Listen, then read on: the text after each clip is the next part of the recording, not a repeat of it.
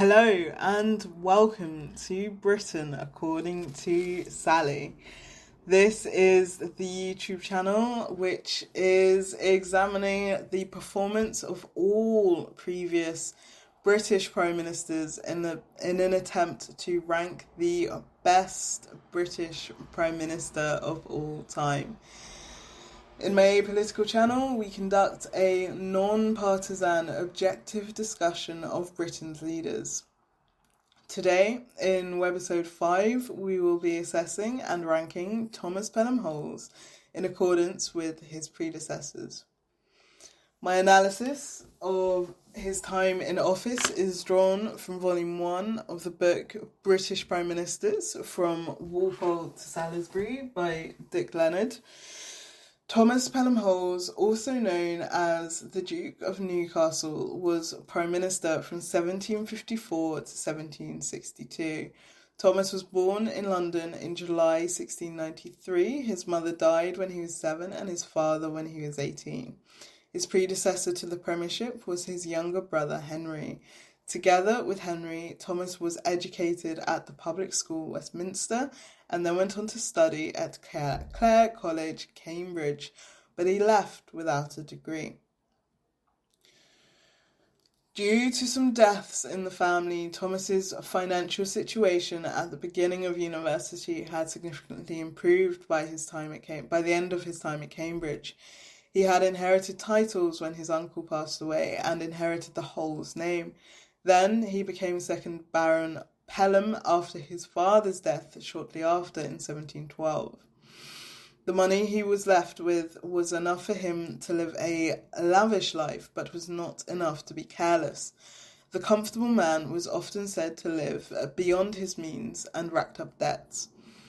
When Thomas was 21, he took up his post in the House of Lords. He was a Whig politician. When George I became monarch, he decorated Thomas Pelham Holles with the peerage of Viscount Houghton and Earl of Clare. He was also made Lord Lieutenant of Middlesex and Nottinghamshire.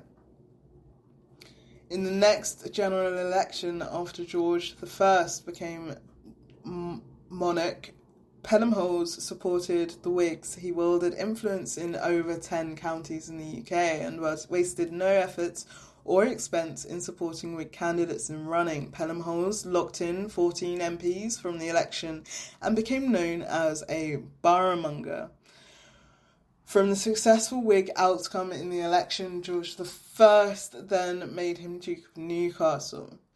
Newcastle defended the crown against a Jacobite uprising in pockets of the UK that he had influence in. His brother Henry fought in Sussex and they beat Prince James Edward Stuart.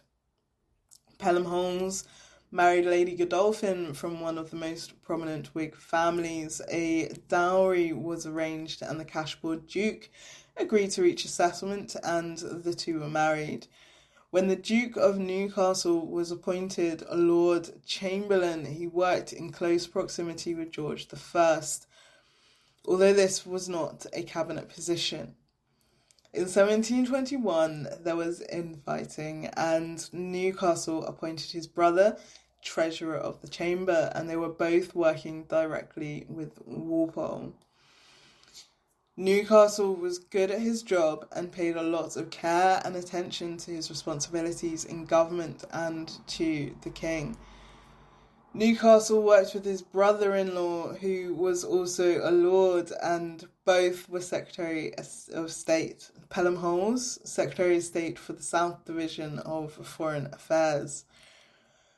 There was drama and alliances in Europe threatened the East India Company's dominance. The two Secretaries of State fought Austria and Spain to eliminate the rivalry. In 1727, George I died and Newcastle became the second most powerful man in Britain after a reshuffle of ministers when George II ascended to the throne. Second to the King and the Prime Minister, he was leader of the Lords and chief spokesman for the government. He excelled in his roles and was reported to be a good man like his brother. He was not opportunistic and did not line his own pockets and was not a corrupting influence. When his predecessor and brother Henry was in office as Prime Minister, Henry often turned to his brother for advice, but being brothers, they often argued. George II found this somewhat tiresome and turned to third-party politicians for their impartial advice. Newcastle was Secretary of State for a record-breaking 30 years. By this time, only the Prime Minister and the King had more power. Newcastle also became the unofficial foreign minister after failing to secure peace between the British and Spain. When Newcastle's younger brother became Prime Minister and Thomas became jealous, his brother still went to him for tips on decisions. In some ways they ruled together, but they argued a lot. The younger Pelham then had the final say as Prime Minister. After his brother died in 1754, Newcastle grieved immensely and then succeeded his brother as Prime Minister. As a leader, Newcastle neglected some of his duties to a point of roles in an effort to fend off threats, and this made him less effective as perfectly capable people were overlooked for ministerial vacancies, through which they could have assisted with his government. Mismanagement meant that the UK was not attentive in the 7 Years' War when it arose. Wars in North America were badly anticipated, and there were wars in Europe, like Britain's role in the War of Austrian Succession, which was mishandled. Minorca, which used to belong to the UK, was then lost to France. Parliamentary critics, like the eloquent William Pitt the Elder, chipped away at the authority of Pelham Holles through speeches which were difficult to challenge. With Pitt the Elder's oratory skills, people began to lose faith, and Newcastle started to lose MPs to the opposition. The achievement of becoming Prime Minister proved to be a Pyrrhic victory, as it seems that Newcastle worked best as a support for leaders, but not as a leader himself. He became an envious minister who felt threatened by the achievements of others. In 1757, Newcastle collaborated with William Pitt the Elder, and they won some wars together, and the collaboration was effective. George II died a quick death in 1760, and the pair had got on well. But there was tension when George II assumed the throne. He preferred to do things differently and exercised more political influence than previous monarchs had, preferring to focus on commons politics for the person and their integrity rather than along the party political divisions. George III thereby gave the Tories more precedence. There was a new powerful Tory in high office called Bute, and he undermines the Newcastle-Pitt arrangement with the King. This meant that Newcastle and Pitt disagreed on how to approach wars. Then Pitt the Elder left, and Newcastle could not survive on his own. Newcastle had lost the esteem of the house and was removed as Lord Lieutenant.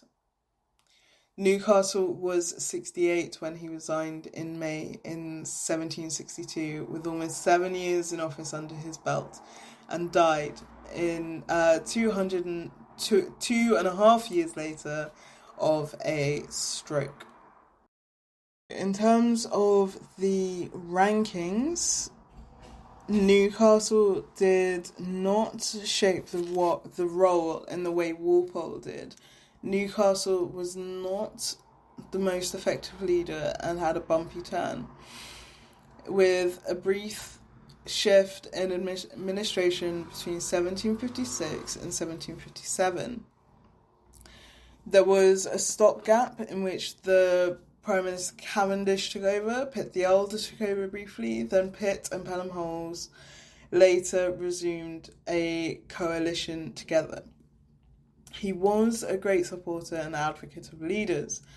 Newcastle's term lasted longer than that of Compton, the Earl of Wilmington, but he is not notable for implementing any lasting reform like his younger brother did. And therefore, he should go into third place behind his brother, but he falls into equal position with Compton, primarily because Wilmington did not want to become Prime Minister and simply kept the seat warm, but he did have the courage to put the country first.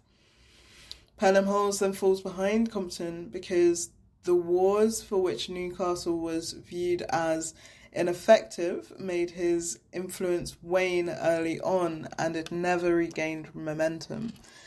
Newcastle's ambitions and connections meant that his potential fell flat in office when he could have been exceptional in the role.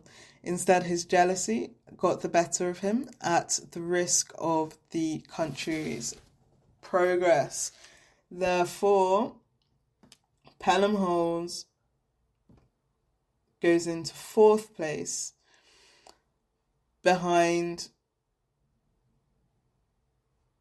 Walpole in first, Pelham in second, Compton promoted to third, and Pelham is last.